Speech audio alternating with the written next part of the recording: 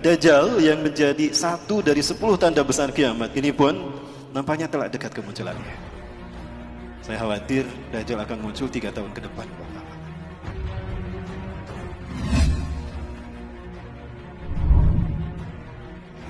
Dajjal ini manusia biasa. Dia manusia biasa seperti kita. Dajjal bukan Fomeo, tapi dia manusia. Dia lahir 100 tahun sebelum Nabi Musa diutus. Dia termasuk al-mumtazirin yang Allah tangguhkan. Tidak ada satupun bidang dalam kehidupan kita, hatta agama sekalipun, melainkan fitnah Dajjal ada di dalam. Karena para pengikut Dajjal, mereka ingin menguasai dunia, melakukannya dalam 3 ranah: simbol, ritual, dan arsitektur. Itu 3 ranah yang disentuh oleh Dajjal. Maka 3 ranah ini tidak pernah terlepas dari sistem Dajjal: simbol, ritual, arsitektur. Ya, salah satu contoh ritualnya, orang-orang Yunani mereka menyembah Dajjal dengan melakukan pawai obor keliling negeri, menyembah dewa matahari mereka. Ya, dewa matahari mereka bernama Helios. Ya. Penyembahan kepada dewa matahari mereka yang bernama Helios ini dilakukan dengan pawai obor keliling negeri. Begitu sampai di Bukit Olympus, obor tadi serah terima kepada kaisar. Kaisar terima itu. Ketika kaisar pun lari di lapangan di Bukit Olympus tadi menuju sebuah obor besar.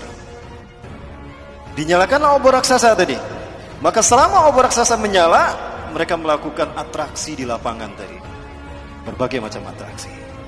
Itulah ritual yang dilakukan di Bukit Olympus, mengagungkan dewa matahari mereka, yang dimaksudkan ini.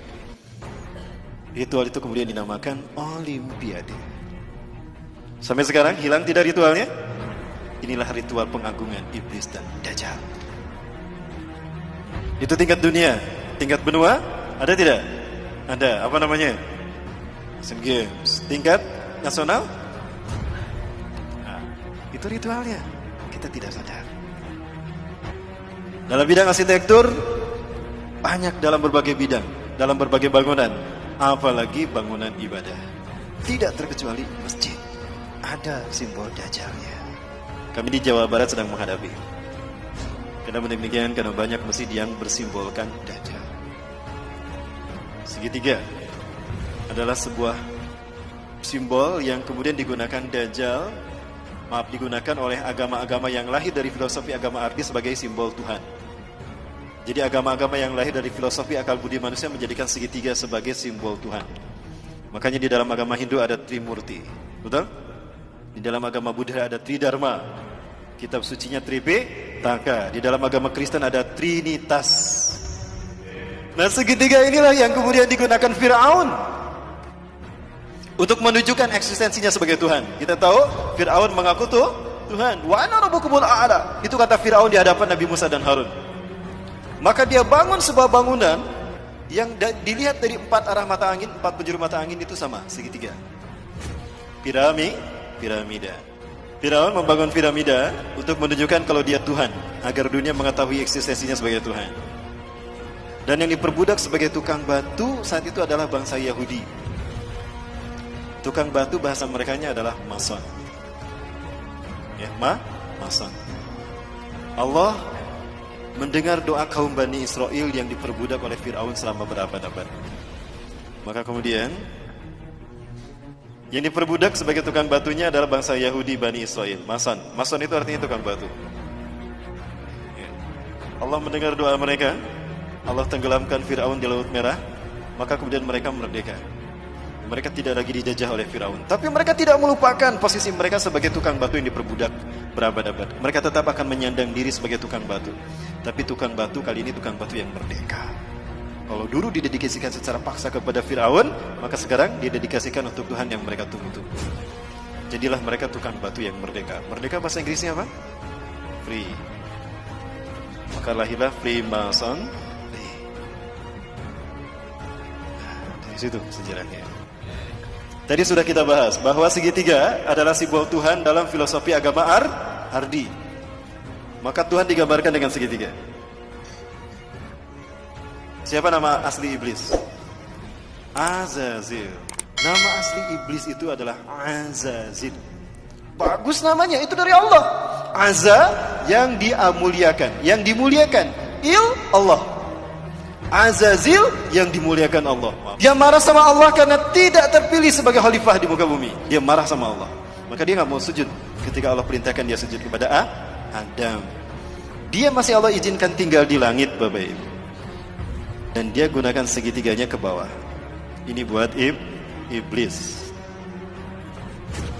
Dia ingin menjadi Tuhan bagi manusia dan dia mengarah ke bawah, ingin menguasai dunia. Dan dialah sesungguhnya yang menguasai bumi. Dari langit dia awasi bumi.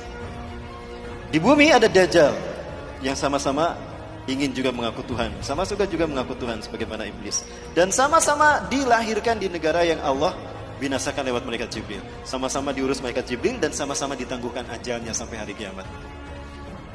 Menjelang hari kiamat. Dajjal nama aslinya siapa? Kalau ini nama aslinya Azazil. Kalau Dajjal nama aslinya Samiri.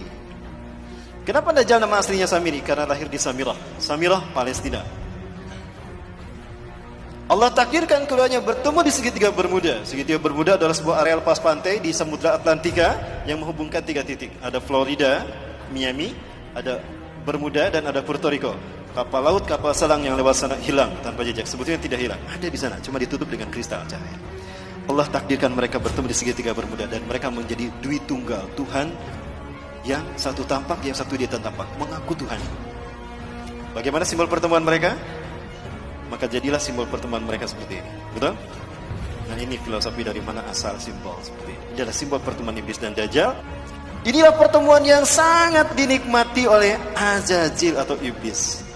Dia menyeru si Samiri Dajjal. Iblis biasa menyebut nama seseorang itu dari suku kata pertama. Samiri dipanggil Sam. Apa kata iblis? Hari ini adalah hari yang aku tunggu-tunggu sejak aku diturunkan dari surga ke dunia, di mana aku dipertemukan dengan saudara kembarku. Maka panggillah dia oleh kalian sebagai Paman Sam. Apa yang terbayang dalam benak kita? Amerika. Ini jawaban kenapa Amerika selalu ikut campur urusan negara di seluruh dunia. Dan kenapa veto Amerika mengalahkan veto The Big Five yang lain. Dan kenapa Amerika selalu ingin menang sendiri dan mengaku sok polisi dunia. Bukan Amerika yang ditakutinya, tapi who was behind American? Siapa di belakang Amerika? Siapa di belakang Amerika? Lihat set plan tata kota Amerika dan lihat mata uang Amerika. Dan ini terkait dengan ritual ibadah kita.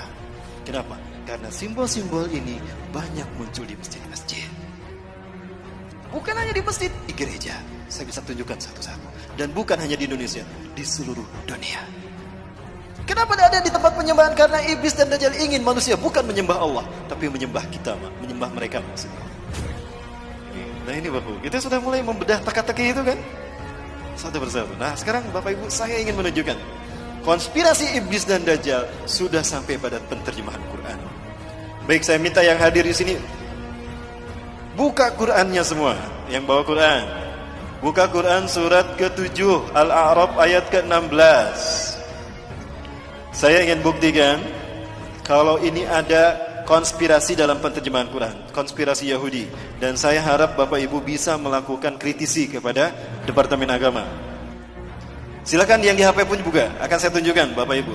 Di HP pun ternyata ada yang benar, ada yang salah terjemahnya.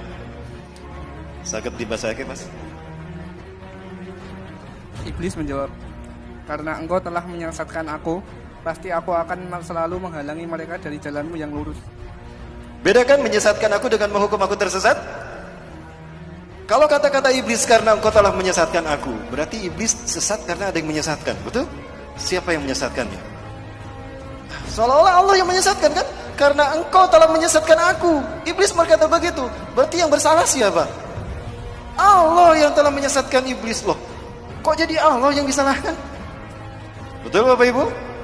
Nah, sepakat gak kalau kita minta kepada Departemen Agama dirubah tuh terjemahnya? Sepakat. Itu terjemahan yang diinginkan Yahudi Bapak Ibu. Iblis korban ketidakadilan Tuhan. Harusnya dia yang menjadi khalifah di muka bumi, bukan Adam. Maka Zionis Yahudi gak mau menyebutnya iblis. Iblis itu artinya pembangkang. Ablasi iblis, iblisan, pembangkang. maka dia diberi nama dengan nama yang terhormat. Zionis Yahudi memberikan nama yang terhormat bagi Ajazil, bukan iblis. Ada yang tahu? Lucifer. Pernah dengar Lucifer? Maka para pengikut iblis disebut Luciferian.